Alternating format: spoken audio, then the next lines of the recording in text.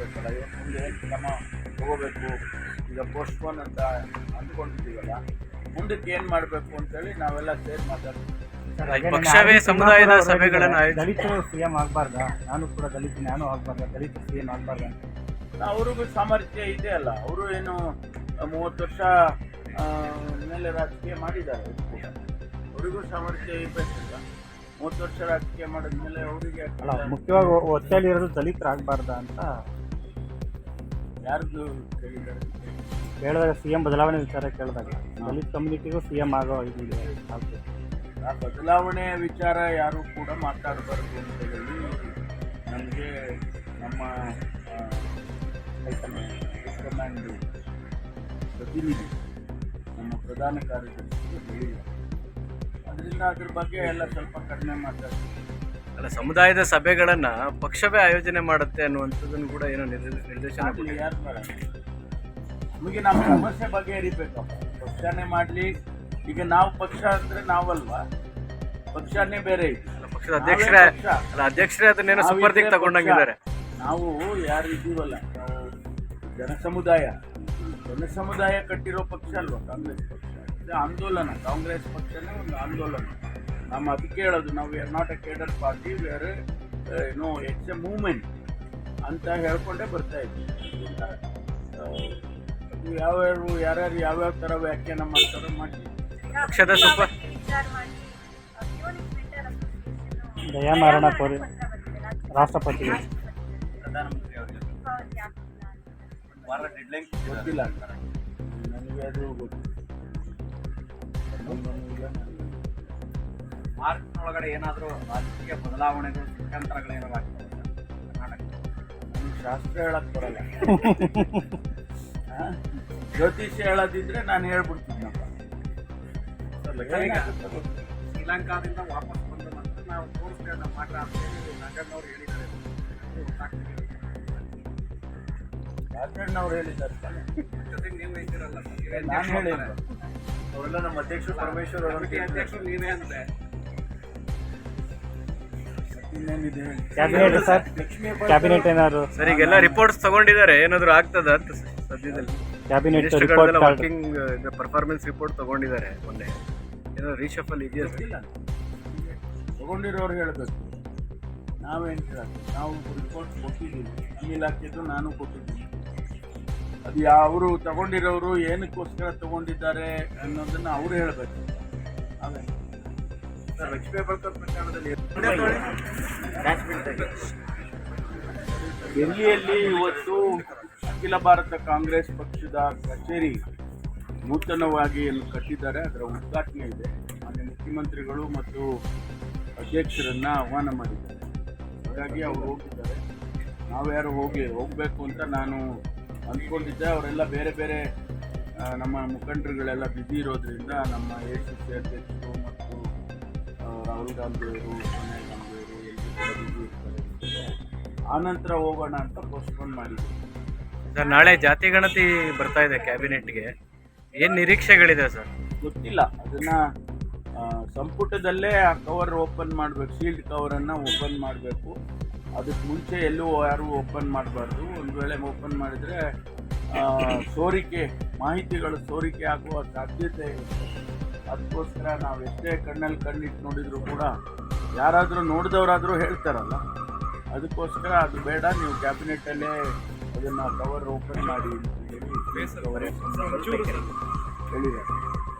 Sir, ಈಗ ಬರೀ open ಮಾಡೋದು ಅಷ್ಟೇನಾ ಸರ್? ಅದು ಎಲ್ಲರಿಗೂ ಮಾಹಿತಿ ಹೇಳ್ತಾರಾ? ಅದ್ರ ಬಗ್ಗೆ ಚರ್ಚೆ ನಡೆಯುತ್ತಾ? ಚರ್ಚೆ ಆಗುತ್ತಾ ಆಗೋದಿಲ್ವಾ ಅದು ನಾನು ಈಗ ಹೇಳೋಕ್ಕಾಗುತ್ತೆ. ಓಪನ್ ಮಾಡಿದ ಮೇಲೆ ಮಾಹಿತಿಗಳು ಅಬ್ಸ್ಟ್ರಾಕ್ಟ್ ಆದರೂ ಗೊತ್ತಾಗ್ತದಲ್ಲ. ಅಬ್ಸ್ಟ್ರಾಕ್ಟ್ ಆದರೂ ಕೂಡ ಒಂದಿಷ್ಟು ವಿಷಯಗಳು ತಿಳ್ಕೊಳ್ಬೇಕಾಗುತ್ತೆ. ನಮಗೆಲ್ಲ ಗೊತ್ತಾಗೇ ಆಗುತ್ತೆ.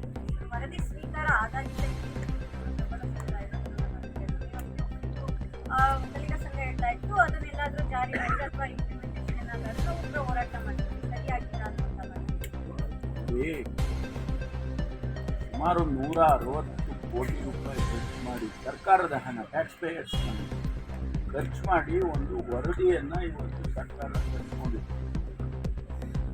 ಆ ವರದಿ ಪಬ್ಲಿಕ್ಗಾದರೂ ಆಗಬೇಕಲ್ಲ. ಡೊಮೇನಲ್ಲಿ ನೀವು ಆ್ಯಕ್ಷನ್ ಮಾಡೋದು ಆಮೇಲೆ. ಅದರ ಮೇಲೆ ಕ್ರಮ ತಗೊಳ್ಳೋದು ಬಿಡೋದು ಸರ್ಕಾರದ ವಿವೇಚನೆಯಲ್ಲಿ ಬಿಟ್ಟಿರ್ತಕ್ಕಂಥದ್ದು. ಅದರ ಸರ್ಕಾರದ ತೀರ್ಮಾನ ಅಂತಿಮವಾಗಿ. ಆದರೆ ಆ ಮಾಹಿತಿಯನ್ನಾದರೂ ಕೂಡ 160 ಕೋಟಿ ಖರ್ಚು ಮಾಡಿದ್ದು ಹಣದ್ದು ಮಾಹಿತಿ ಆದರೂ ಕೂಡ ಹೊರಗಡೆ ಬರಬೇಕು. ಅದಕ್ಕಾಗಿ ಎಲ್ಲರೂ ಒತ್ತಾಯ ಮಾಡಿ ಅದೇನಿದೆ ಹೇಳಿ ಜನಗಳಿಗೆ ಗೊತ್ತಾಗ್ತದೆ. ಅದರ ಮೇಲೆ ನೀವು ತೀರ್ಮಾನಗಳು ಮಾಡೋದು. ನಾವು ಸೆನ್ಸಸ್ ಇಟ್ಕೊಂಡು ಸೆನ್ಸಸ್ಸಿನ ಆಧಾರದ ಮೇಲೆ ಅನೇಕ ತೀರ್ಮಾನಗಳನ್ನು ಸಾಮಾನ್ಯವಾಗಿ ಮಾಡ್ತಾರೆ. ಈ ವರದಿಯಲ್ಲಿ ಜಾತಿ ಜನಗಣತಿ ವರದಿಯಲ್ಲಿ ಬರುವಂತಹದ್ದು ಮಾಹಿತಿಯಿಂದ ಏನಾದರೂ ತೀರ್ಮಾನಗಳು ಮಾಡೋದು ಅದು ಸರ್ಕಾರದಲ್ಲಿ ತೀರ್ಮಾನ ಆಗುತ್ತೆ. ಆದರೆ ಮಾಹಿತಿನೇ ಈಗ ನಾವು ಮಾಡ್ತಾ ಇರೋದೇನು ಅಂದರೆ ಮಾಹಿತಿಯನ್ನು ಹೊರಗಡೆ ತರುವಂಥದ್ದು. ತೀರ್ಮಾನಗಳು ಬೇರೆ ಬೇರೆ ರೀತಿಯಲ್ಲಿ ಆಗಬೇಕಾಗಿ ಮುಂದಿನ ದಿನದಲ್ಲಿ ಮುಂದೂಡಿಕೆ ಆಗಿದಂಥ ಸಭೆ ಏನಾದರೂ ಮತ್ತೆ ಇಲ್ಲ, ಅದ್ರ ಬಗ್ಗೆ ಏನು ನಾವು ಚರ್ಚೆ ಮಾಡ್ತೀವಿ. ಈಗ ನಾವೆಲ್ಲ ಲಾರಿ ಟ್ರಕ್ಕಲ್ಲೇನೋ ಬಿದ್ದಿರೋದು ಇಲ್ಲ. ಡೀಟೇಲ್ಸ್ ನಾನು ತೊಗೊಂಡಿದ್ದೆ. ಡೀಟೇಲ್ಸ್ ಅವರ ಯೋಗಕ್ಷೇಮಕ್ಕಷ್ಟೇ ಡೀಟೇಲ್ಸ್ ತೊಗೊಂಡಿದ್ದೇನೆ. ನಾಯಿ ಬಟ್ಟ ಆಟ ಬಂತ, ಬೆಕ್ಕಾಟ ಬಂತ, ಇದೆಲ್ಲ ನಾನೇನು ತಿಳ್ಕೊಳಕ್ಕೆ ಹೋಗಿಲ್ಲ. ಇದರಲ್ಲಿ ಆಕ್ಸಿಡೆಂಟ್ ಆಗಬಾರ್ದಾಗಿತ್ತು, ಆಗಿದೆ.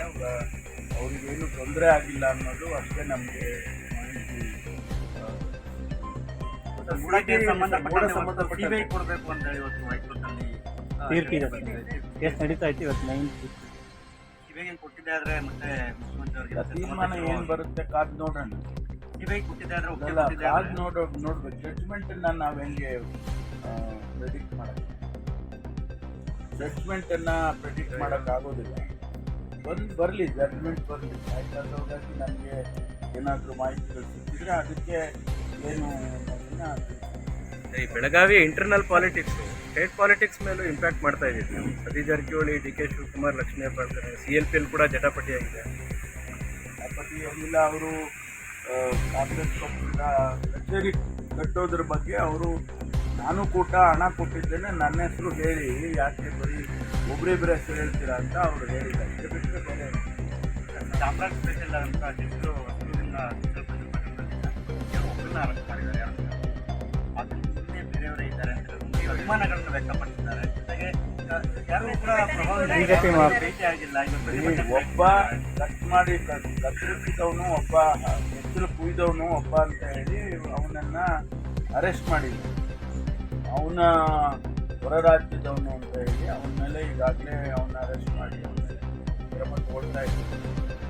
ಒಂದು ವೇಳೆ ಆ ರೀತಿ ಏನಾದರೂ ಇತ್ತು ಅಂದರೆ ಅದನ್ನು ಆ ಆ್ಯಂಗಲ್ನಲ್ಲಿ ಏನಾದರೂ ಇನ್ವೆಸ್ಟಿಗೇಟ್ ಮಾಡಬೇಕು ಅಂತಿದ್ರೆ ಮಾಡ್ತಾರೆ. ಯಾರಾದರೂ ಹಿಂದೆ ಇದ್ದಾರಾ, ಅವ್ನಿಗೆ ಹೇಳ್ಕೊಟ್ಟು ಮಾಡಿಸಿದ್ದಾರಾ, ಅಥವಾ ಅವನೇ ಮಾಡಿದ್ದಾನ, ಇದೆಲ್ಲವನ್ನು ಕೂಡ ಇನ್ವೆಸ್ಟಿಗೇಷನಲ್ಲಿ ಬರುತ್ತೆ. ಬಂದಂಥ ಸಂದರ್ಭದಲ್ಲಿ ಅಕಸ್ಮಾತ್ ಯಾರಾದರೂ ಅವನಿಗೆ ಫೋರ್ಸ್ ಮಾಡಿ ಅಥವಾ ಸಹಕಾರ ಮಾಡಿ ಅವ್ರನ್ನೂ ಅರೆಸ್ಟ್ ಮಾಡ್ತಾರೆ, ಅವ್ರ ಮೇಲೆ ಕ್ರಮ ತಗೊಳ್ತಾರೆ. ಬಿಜೆಪಿಯವರು ಪ್ರತಿಭಟನೆ ಮಾಡ್ತಾ ಇದ್ದಾರೆ ಸರ್. ಹಿಂದೂಪರ ಸಂಘಟನೆಯವರು ಕೂಡ ಘಟನೆಗಳಿಗೆ ಕಾಂಗ್ರೆಸ್ ಪ್ರೇರಣೆ ನೀಡ್ತಾ ಇದೆ ಅಂತಕ್ಕಂಥದ್ದು ವಿಪಕ್ಷ ನಾಯಕರು ಯಾರು ಇಷ್ಟಕ್ಕೆ ಬಂದಿದ್ದೆಲ್ಲ ಮಾತಾಡಿದರೆ ನಾವು ಅದಕ್ಕೆ ಉತ್ತರ ಕೊಡೋದು.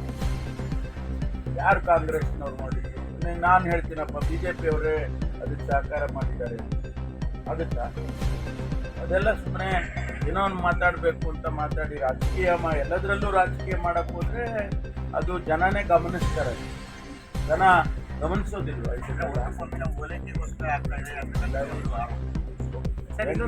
KPSC ಎಕ್ಸಾಮ್ ಸರ್, ಒಂದು ವಾರ ಡಿಫ್ರೆನ್ಸ್ ಆಗಿದೆ. 19ನೇ ತಾರೀಕು ಮತ್ತು 25ನೇ ತಾರೀಕು ಕಂಟಿನ್ಯೂ ಮಾಡ್ಬೋದಿತ್ತು. ಒಂದು ವಾರ ಎದಕ್ಕೆ ಅಂತ ಅವ್ರಿಗೇನು ಸಮಸ್ಯೆ ಇದೆಯೋ ಗೊತ್ತಿಲ್ಲ. ಕೆಲವು ಸಂದರ್ಭದಲ್ಲಿ ಪ್ರಶ್ನೆ ಪತ್ರಿಕೆಗಳು ಸರಿ ಮಾಡೋದಕ್ಕೆ ಅಥವಾ ಕೆಲವು ಸಂದರ್ಭದಲ್ಲಿ ಆ ಸಿಸ್ಟಮ್ ಎಕ್ಸಾಮಿನೇಷನ್ ಮಾಡಬೇಕು ಅಂತ ನೂರಾರು ವಿಚಾರಗಳಿವೆ. ಎಲ್ಲ ಕಡೆ ಈಗ ಶಾಲಾ ಕಾಲೇಜುಗಳಲ್ಲಿ ಮಾಡ್ತಾರೆ. ಅಲ್ಲಿ ಅವರು ಕೊಡಬೇಕಲ್ಲ, ಅಲ್ಲಿ ಮಕ್ಕಳಿಗೆ ರಜೆ ಕೊಡಬೇಕು ಅಥವಾ ರಜೆದಿಂದಲೇ ಇವರು ಎಕ್ಸಾಮ್ ಮಾಡಬೇಕು. ಸೊ ಮೆನಿ ಥಿಂಗ್ಸ್ ಆರ್ತೆ. ಅದಕ್ಕೆ ಅವ್ರು ಮಾಡಿಕೊಂಡಿರ್ತಾರೆ. ಎಲ್ಲ ನಾವು ಹೇಳೋಕ್ಕಾಗ್ತದೆ, ಅಥಾರಿಟಿ ಬಿಟ್ಟಿರೋದು. ಮತ್ತಷ್ಟು ಸುದ್ದಿಗಳಿಗಾಗಿ ನೋಡ್ತಾ ಇರಿ ಪಬ್ಲಿಕ್ ನ್ಯೂಸ್ 24x7. ಇದು ಸತ್ಯದ ಧ್ವನಿ.